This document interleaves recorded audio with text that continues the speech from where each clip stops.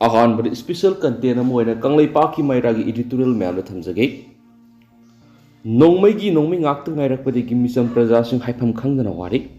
sahi ama helaba Manipur thokliba kanglup anigi lanasi barat lenga mas Manipur lenga ani nangasi fawa phaminaduna haibdi wa tanaduna lusin mangamdre hiramasigi matana barat ki prime minister Narendra Modi na karigumba wa phamamata kang thoktana Manipur gi minister fawa unabagi matam pibidana Manipur bo atuki matik barat lenga na kari sukhanbidi haibdu thabakna takpugum tawre sera sida lan thokliba Manipur law and order gi phibam kang khong sairakpadagi misam praja sing haifam khangdana awab haibdu wari yamna kiningai oiribadi Manipur aini yadaba Nongmei bomb top 5 miyogi masing atuki matik yam khalakre masina Nongmei 5 singna misam praja singi mathakta sankhai thumkhai gi thabak yamna toina satharakpa makoina haiba yadraga Nongmei kapslamba bomb thamjilamba gi thangtok kya yamna toina tokli masina misam praja singdi laitana hingmangamdre Manipur lenga ki maikai digi sakhangdaba Nongmei 5 singna ain kaiba yaba ain kaiba thabak kya tarukliba si thingmangamdre Manipur gi law and order miyam gi punsi amadi lanthum Manipur lenga na ngak sianma ngamdaba haibadu wari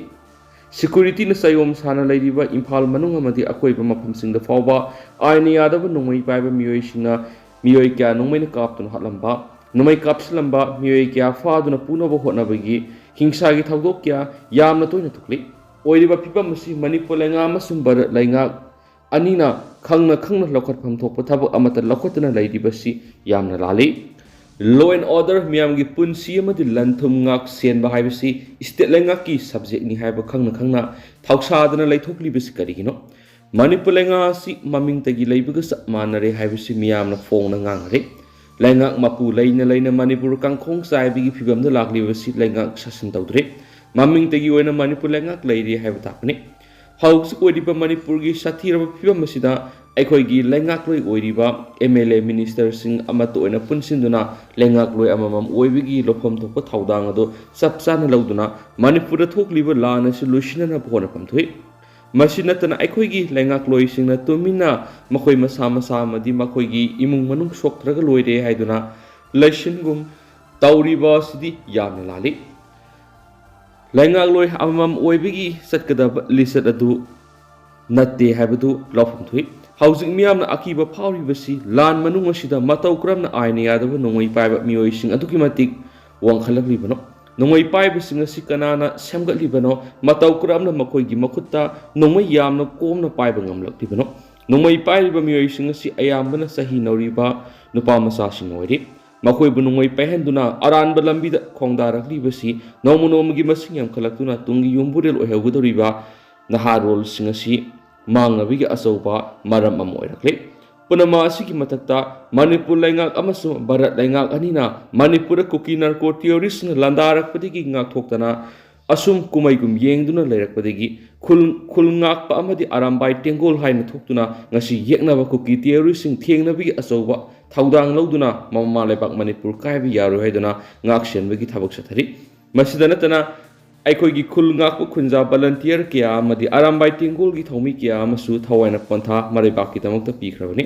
maduna aikoi gi tungi yumburel oihogodoriba na role singi makutta aina yadaba Nongmei bom top na sing yamna laina fangalakliba si Manipur lenga amadi bar laiga ki thausil soibadagi ni haibada thoina laloidra haina khali maram maduna Manipur thokliba lan si Manipur lenga na khona pamthui loinana aina yadaba Nongmei 5 miyoi sing masing angak papang hengalaktuna Manipur makhal makha kya gi hingsa gi thawdok kya tholakpadigi Manipur miyam laitana leiba ngamdribasi lengan athuba matamda miyeng sangduna Manipur gi law and order ningthina thamnaba lokhom thokpa thawdang adu lawgadabani haiba kanglei pak ki mairagi editorial miyamda special content moina miyamda thamjari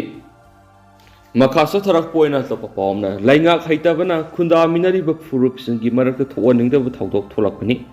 MMWO Lengak haitabana pikraba lamdam asida khundaminariba furup singi marakta yummai thadokpa mi hatoknaba tangkak naina sathari masi karidagino aikoi gi lenga asi ningkha tamdabadagini hainingi haina Manipur Maitai Pangal Welfare Association gi president Boboy Kori mayumna thadorakpa sirolaman hairi sirol asina makha taribadi mikha pone hingmana ngasi waribani Lepa amagi leingakloon asi taray banati mamangay ningthau panwi hek tangkak amada democracy haiba miyamna mikal bot thadaduna lusing ba khanbagi sana kangolaki hanagi ningthau sagai amagi masa masu saron suron kya mathang mathang ningthau oirambadagi ani suba lanjau hek loibaga India da tille mikal haure hek haubadagi national party mayam ama lamdam asida sangchinduna leba asi kangkhong sairi lamdam asida ihan hanbali sangchina palakli basi congress lengani ngalingai matamna congress symbol sanbi sana oirami inglising amaga samapan gani fugamapan India de hek tin kibadagi lamdam asigi fazaba saktam tapna tapna mang tharakpagi saktamni miyamna ningthaugi sak laingakti nan thoklaga mikhal torabadi yaifaragani ningjakiba wakhaladu mathak makhaon thoki pambai leijadaba miyamna farakadra khananga sifawu ngairi afaba lambi udre henadum national party masing kungani thu chanslakle kari karambu wakhalna migi mapot madal aremba pambagi damak miyamgi party da yakshindibuno masika khalaga tungi wakhal khantaba ngamdaba political party singi manipur furupu awapamda tahalibani miyam supungning wakhal sangna wakhal tabiyo aikhoi sumini miyoibana ngamdaba kari bulebage miramgi party hek leidiba makai aikhoi punamak ngasigi saina asidi hena waba lakigani mi oina poklabani na afaba asumba lamina satminasi hingminasi sai taraga nipan sumna awaba khanglaba tungna kumja english ngamaga samapanga humfuga nipan gi December kunga tarukta iramdamasigi MPP linkhale singtam pulaga semkiba party ni sanglaba warida apapata kayani nainadrabasu miyamna khangnare dukan ashanman munnaduna hausi hingli lup ama oina uzabada amada ahallamana mama mapa masakhangdaba thaksi leitraba imungi yumban kumani mangan kiba hokraba sanglaba matam amuhana lakroi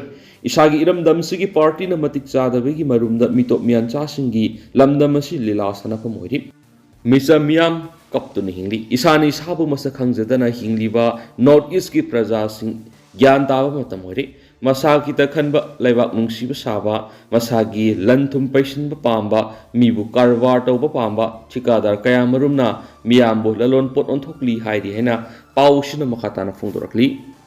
atopa paumana IMC employees singi ngasidagi hauraga strike sathagani tawrambadu yanakre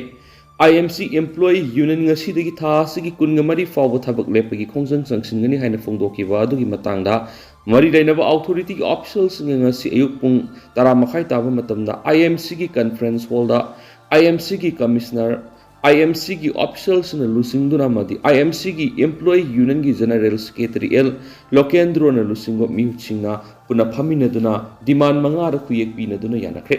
yanakhi basinga dugi manung na Imphal municipal council commissioner amadi IMC ki section na ladiba official ga loinana director mahut amadi commissioner puna thapak somina duna employees singi panduna ladiba thagi salary pithokpa 40% phamna regular staff singi salary piba sel asidagi sada taraga mangana pensioners singi pension master roll staff atai tangai fadaba sejanaba resource review hena laknaba toba staff sing sang nine office ka da sing action loba haiba wapam sing asida strike chathabagi wapam asi handokpa haina yanakhibani haidi henasu paushida makhatana phongdorakli atoba paumana uyal mamang singtakta leiba ibudau pakhangbagi laisang sakhangdaba singna thubairamle thawong asi mitei khunaibu singnabani athubada changjarakpana asumba khongthang oigani kanglaipa panam pausi digi lakusaraga Thobal district ki manungsana leiba uyal mamang singhi mathakta leiba ibudau pakhangba ebendau laisna ki laisang sakhangdaba singa amangata tholamle thawdo singarang ahing masakhangdaba singna mi leitabagi khudongsa balawraga satharambani hari sakhangdaba singa duna laisangi thong fakairaga laisang manungda leiba pochai sing mapan puthoklaga mai thatolamkibani amaramda laisang amangata tholamkibagi phibam Uttarasanglel sana konungi angom ningthau paritona madi political activist sapam kanglei palgaloi inana kanglei ngaklogi thomi singa puna maphamadu satuni yingsinkre yingsin khongchara duda laisang adugi manungda leriba ibudau pakhangba ibendau laisnagi saktam oiriba nungsingda thanghumbana thugainaba yansilambigi mami sing taramki manungda leriba firol amadi pochai sing mai thadoklambasu thengnarakhi khongchara duga mari leina Uttarasanglel sana konungi angom ningthau paritona phungdokibada ngasi esi sanamai laining chatpasingi angamba numit singi manungda ama oiragani uyalda leriba ibudau pakhangba ibendau laisnagi khubambu masak khangdaba singna ibudau gi saktambusu thugainaba hotnarambada natana ꯐꯤꯔꯣꯜꯁꯤꯡ ꯂꯧꯊꯣꯛꯂꯝꯕ ꯑꯃꯗꯤ ꯂꯩꯁꯪꯒꯤ ꯄꯣꯠꯂꯝꯁꯤꯡ ꯃꯩ ꯊꯥꯗꯣꯛꯂꯝꯕꯒꯤ ꯊꯧꯑꯣꯡ ꯑꯁꯤ ꯌꯥꯝꯅ ꯂꯥꯏꯕꯛ ꯊꯤꯕꯅꯤ ꯃꯅꯤꯄꯨꯔ ꯂꯩꯉꯥꯛ ꯑꯃꯗꯤ ꯃꯔꯤ ꯂꯩꯅꯕꯁꯤꯡꯅ ꯑꯁꯤꯒꯨꯝꯕ ꯊꯧꯗꯣꯛ ꯑꯁꯤ ꯑꯃꯨꯛ ꯍꯟꯅ ꯊꯣꯛꯇꯅꯕ ꯆꯦꯛꯁꯤꯟ ꯊꯧꯔꯥꯡꯁꯤꯡ ꯂꯧꯈꯠꯄꯤꯌꯨ ꯍꯥꯏꯅ ꯐꯣꯡꯗꯣꯛꯈꯤ ꯑꯃꯔꯣꯝꯗ ꯈꯣꯡꯆꯠ ꯑꯗꯨꯗ ꯁꯔꯨꯛ ꯌꯥꯈꯤꯕ ꯄꯣꯂꯤꯇꯤꯀꯦꯜ ꯑꯦꯛꯇꯤꯕꯤꯁ ꯁꯥꯐꯝ ꯀꯪꯂꯩꯄꯥꯜꯅ ꯐꯣꯡꯗꯣꯛꯈꯤꯕꯗ ꯏꯕꯨꯗꯧ ꯄꯥꯈꯪꯕ ꯑꯃꯗꯤ ꯑꯦꯕꯦꯟꯗꯧ ꯂꯩꯁꯅꯥꯒꯤ ꯁꯛꯇꯝ ꯑꯣꯏꯔꯤꯕ ꯅꯨꯡꯕꯨ ꯊꯨꯒꯥꯏꯅꯕ ꯍꯣꯠꯅꯔꯝꯕ ꯑꯃꯗꯤ ꯁꯪꯂꯦꯟ ꯑꯁꯤꯗ ꯑꯃꯥꯡ ꯑꯇꯥ ꯊꯣꯛꯍꯜꯂꯝꯕ ꯑꯁꯤ ꯌꯥꯝꯅ ꯂꯥꯏꯕꯛ ꯊꯤꯕꯅꯤ ꯊꯧꯑꯣꯡ ꯑꯁꯤ ꯃꯤꯇꯩ ꯈꯨꯟꯅꯥꯏꯕꯨ ꯁꯤꯡꯅꯕꯅꯤ ꯑꯊꯨꯕꯗ ꯆꯪꯖꯔꯛꯄꯅ ꯑꯆꯨꯝꯕ ꯈꯣꯡꯊꯥꯡ ꯑꯣꯏꯒꯅꯤ ꯑꯁꯤꯒꯨꯝꯕ ꯊꯧꯑꯣꯡ ꯑꯁꯤ ꯑꯃꯨꯛ ꯍꯟꯅ ꯃꯈꯥ ꯇꯥꯅ ꯊꯣꯛꯍꯟꯕꯤꯒꯅꯨ ꯍꯥꯏꯅꯁꯨ ꯐꯣꯡꯗꯣꯛꯈꯤ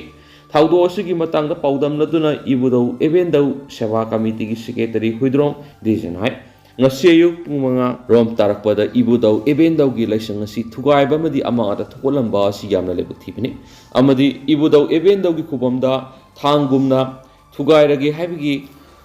ꯃꯇꯥꯒꯨꯝ ꯌꯥꯜꯂꯝꯕ ꯑꯁꯤꯒꯤ ꯃꯤꯇꯩ ꯂꯥꯏꯅꯤꯡ ꯆꯠꯆꯕꯁꯤꯡꯒꯤ ꯊꯃꯣꯏꯗ ꯑꯗꯨꯛꯀꯤ ꯃꯇꯤꯛ ꯅꯨꯡꯉꯥꯏꯇꯕ ꯑꯃꯅꯤ ꯍꯥꯏꯅꯁꯨ ꯐꯣꯡꯗꯣꯛꯈꯤ ꯅꯥꯀꯜ ꯑꯃꯔꯣꯝꯗ ꯁꯛꯈꯪꯗꯕ ꯂꯝꯃꯦꯟ ꯇꯨꯍꯦꯟꯕ ꯈꯔꯅ ꯑꯃꯥꯡ ꯑꯇꯥ ꯊꯣꯛꯍꯟꯈ꯭ꯔꯕ ꯏꯕꯨꯗꯧ ꯄꯥꯈꯪꯕꯒꯤ ꯂꯩꯁꯪꯕꯨ ꯀꯩꯔꯥꯎ ꯀꯦꯟꯗ꯭ꯔꯒꯤ ꯑꯦꯝ.ꯑꯦꯜ.ꯑꯦ. ꯂꯧꯔꯦꯝꯕꯝ ꯔꯥꯃꯦꯁꯣꯔ ꯃꯤꯇꯩꯅ ꯍꯛꯊꯦꯡꯅ ꯆꯠꯇꯨꯅ ꯌꯦꯡꯁꯤꯟꯈ꯭ꯔꯦ